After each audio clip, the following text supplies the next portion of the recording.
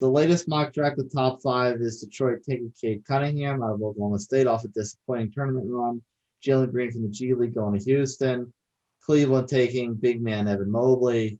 The Raptors getting one of your favorites from the past, Jalen Suggs out of Gonzaga, and Orlando getting swingman Scotty Barnes.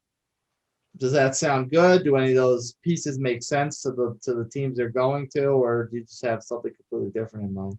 I think the top four, however they shake out, I think those four are all legit. Cade Cunningham is kind of like your all around, definitely a super high floor and a high ceiling for that matter. He's going to be a legit kind of do it all type of player. Green, if he goes number two, Green, they're saying they think could actually be the best scorer in the entire draft. So from the looks of it, from the reports out of G League, they think he legit could be a no doubt about it 20-point scorer. I've seen the comparisons to Bradley Beal. So apparently, whatever the rest of his game will need to develop, but you're getting definite points with him. Love Jalen Suggs. I mean, any team who needs a point guard. I mean, he's a leader. He's a fierce competitor. Reminds me on that end of like a little, not the same player, but the competitiveness that Jason Kidd had. He's a grinder. He's a baller. He plays hard. Evan Mobley, you're getting a 7-foot elite athlete. To make a comparison, Chris Bosh could have probably a better outside game than Chris Bosh. The only one for me, I don't. Scotty Barnes for me, I wouldn't. That I don't think is a definite. So in my opinion, it's very strong at the top of the draft. Just for me, I think though after four though, that's when you start to get into question marks. But anywhere those four go, that amongst the top of them, I think every one of those teams is getting a legit stud. So, Greg, I got a question for you. What do you think about Sharif Cooper? Let me ask you, what do you think about Sharif Cooper? Where are you on him? I would take him top 5. Oh, he reminds me of kind of like a Ja Morant, Russell Westbrook type of player. Great energy, plays hard all the time, very athletic, and I think he when he's hot, he could really light it up. I don't disagree with that. I think I could see him going high, and I don't have any issues with that. But I'll put it this way: I could easily take him over Barnes at 5.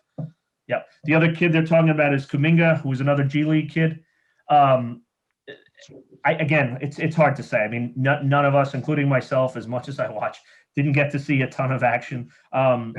Reading off the reports, they say he's a very high floor, high ceiling guy. So basically high risk, high reward. So yeah, I would have no problems with Cooper being a high pick. But outside, I think those top four set in stone, whichever order they go. Do either of you have a dark horse prospect that could fall into a perfect situation with a particular team? I would say Sharif Cooper with the Clippers. I don't know, for some reason, a lot of these mock drafts that I'm seeing have him going late first round. Yeah. To me, he's a star, and that's exactly what the Clippers need, like a star point guard slasher. I think he would pair very well with Paul George and Kawhi Leonard.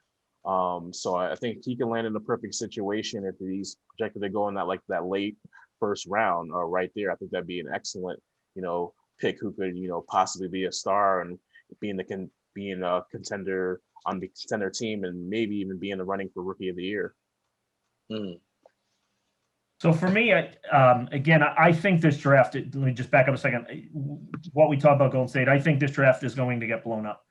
I just have the feeling Golden State's going to move these picks. I think you're going to see a ton of movement, and they're going to be the catalyst. But with that being said, I think someone we touched on earlier, James Bouknight, I think if he lands in the right position, I think his game's going to flourish at the NBA level.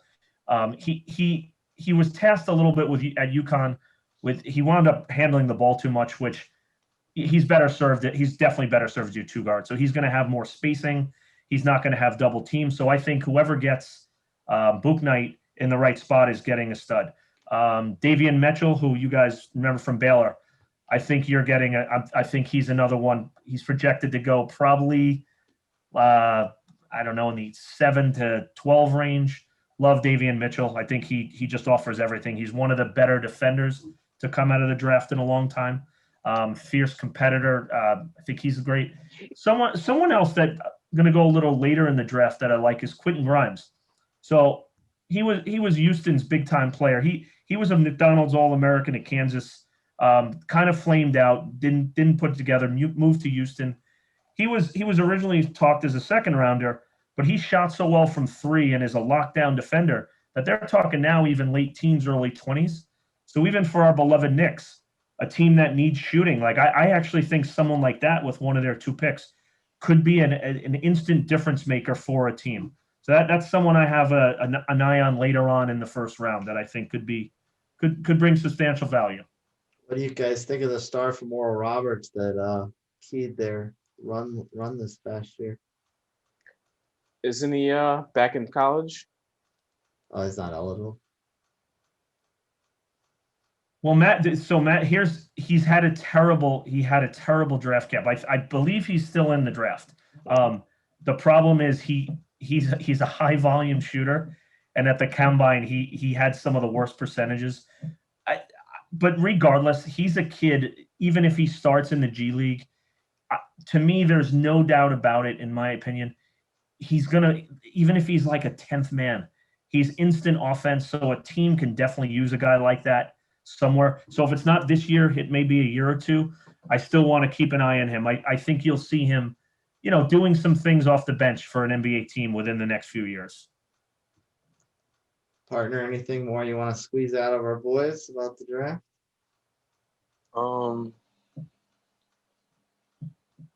They pretty much covered it. What do you I've been hope our following them Knicks up, do? Just. Huh? What do you hope our Knicks do? That's a big question. I just pray that we get a player. That's it. Like, as long as whoever we pick, man, I just hope that they can play on the NBA level, because we need all the help we can get. Yeah, I'm praying point guard. They need a point guard. They're not going to go forward until they get a legit lead guard.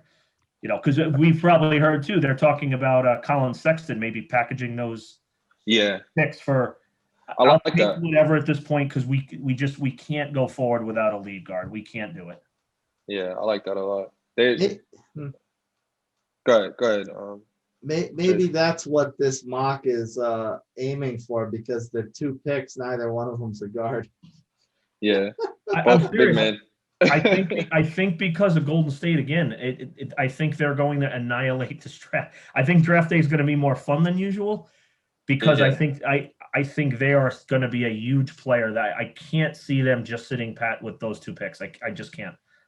We know they know their window is up. They don't have time to develop these kids for 3 years. No, they need to win in the next 3.